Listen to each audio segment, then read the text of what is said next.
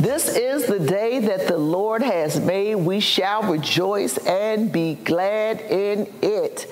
My name is Tanya T. Morris. I am a proud member of Dare to Imagine Church, and I'm so happy to be here with you today to share this motivational minute.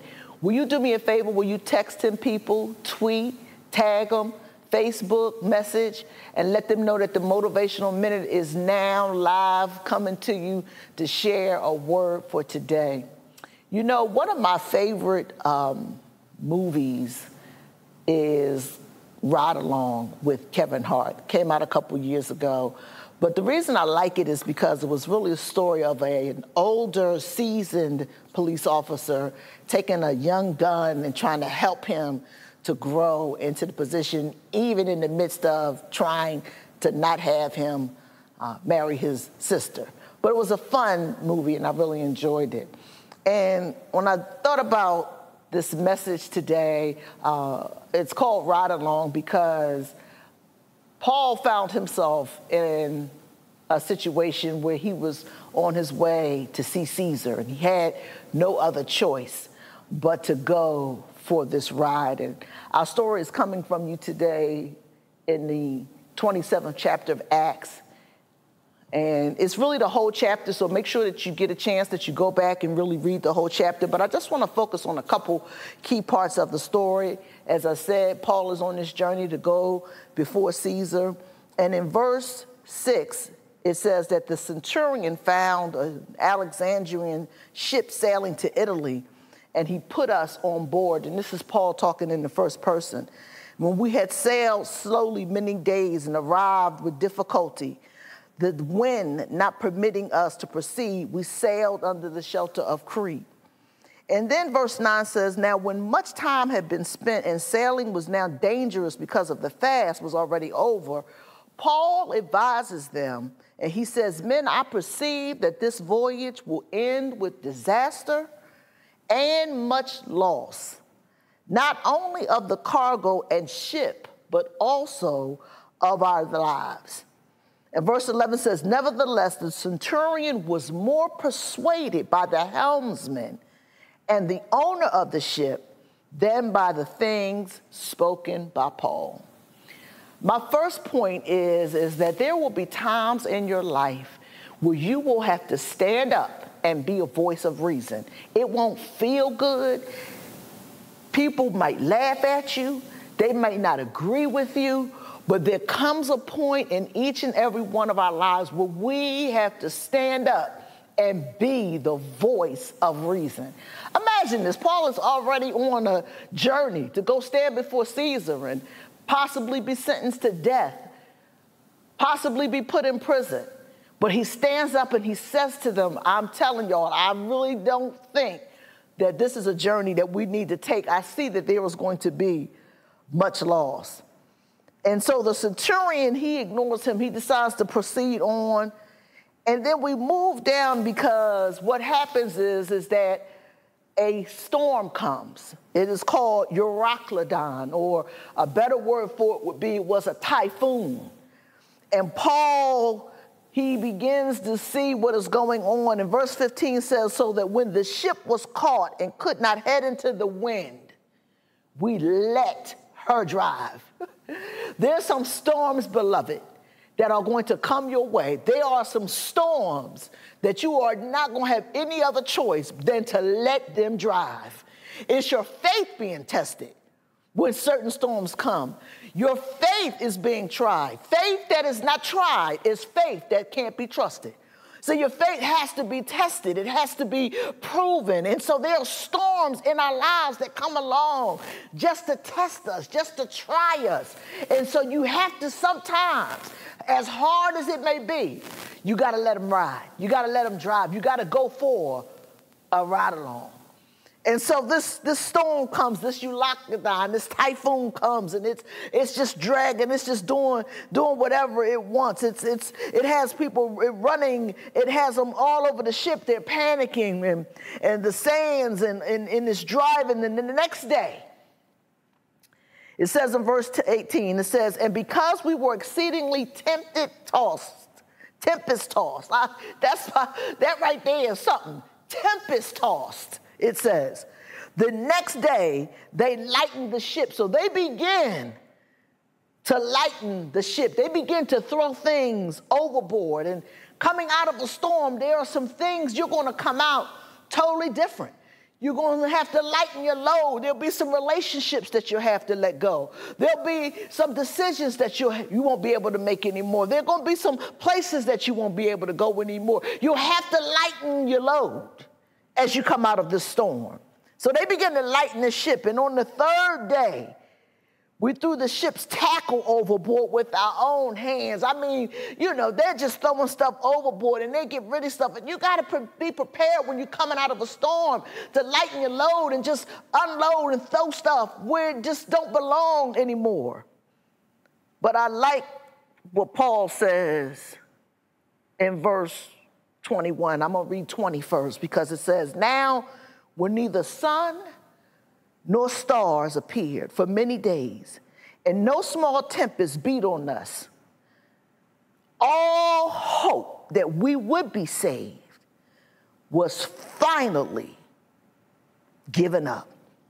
Now, at this point, it's like it's a new day, and they realize that this storm has taken so much from them. They realize that things have really gotten rough. But Paul says in verse 21, he tells them that they should have listened to him back at Crete. And he urges them to take heart. This is the faith now being tested. He urges them to take heart, for there will be no loss of life among you, but only of the ship. See, sometimes when you're in a storm, you may not necessarily have the faith to see that there's potential to come out of it. But you got to hold on. You got to believe that you're going to come out of the storm. So Paul tells them to hold on. And so in verse 24:3, he says, for there stood by me this night an angel of the Lord to whom I belong. You got to know who you belong to when you're in the storm, family. You got to know who you belong to in the storm. So Paul says, I know whom I belong to. I serve, saying, do not be afraid. This is what the angel said to Paul. He says, Paul, you must be brought before Caesar. And indeed, God has granted you all those who sail with you. So the angel comes and assures him, no, you have to go and stand before Caesar. See, there are places that you have to get to, beloved. So even when you're in this storm, even when you're going through those trials and through those tests, you got to understand you have to get to the other side because there's something there waiting for you. So you have to come out. And it's going to be hard, but you're going to have to stick through it because you have to come out. And so Paul then says to the men, he says, take heart. I believe God. My God, today. He stands up with a ship in ill repair, things thrown overboard, men probably coughing up water from choking from the water that have gotten in the boat. But he stands up and he says, I believe God. That's powerful, my brothers and sisters. Look, he says for them to take heart. I believe God. You got to stand up in your storm and you got to declare to the storm, to the wind, to the waves, I believe God. And so they come up on this land and I'm pretty much done. And I'm going to wrap this up right here. Because the centurion, Paul has an opportunity to witness to him and to share with him his faith right in the midst of the storm. And he says to the centurion in verse 31, unless these men stay in the ship, they cannot be saved. See, the centurion thought that the worst was over. The centurion began to think that there was an opportunity for them to maybe make an escape, to ride it out and to jump overboard. Not to ride it out, but to jump overboard. But Paul tells them, except you stay in the ship, you can't be saved. See, there's a shelter, there's safety many times in the ruins of a ship. There's safety, there's provision in the ruins of the ship. And so Paul tells them, except they abide in the ship, they can't be saved. This is my last point. The soldiers begin to come up with a plan. Maybe they should kill some of the prisoners. Maybe they got to come up with something so that they can, because now they're afraid of what might happen if they show up without them. And so, fear has a way of gripping you and kind of causing you to do things that you may not necessarily want to do, but also a way to make you want to try to protect your own self-interest. And that's where the soldiers kind of found themselves. But I want to read this to you, and I'm going to be done for the day. It says, verse 42 says, and the soldiers' plan was to kill the prisoners, lest any of them should swim away and escape. But the centurion, watch this, Paul had made an impression on him. Wanting to save Paul, kept them from their purpose and commanded that those who could swim should jump overboard first and get to land, and the rest, some on boards, some on broken pieces, all escaped safely to land. Woo! What a powerful, powerful story that is of faith and perseverance and overcoming storms. You have to ride it out. You have to stay in the ship. I hope this motivational minute has encouraged you on this afternoon. I'm so excited. That word is just bubbling up over on the inside of me.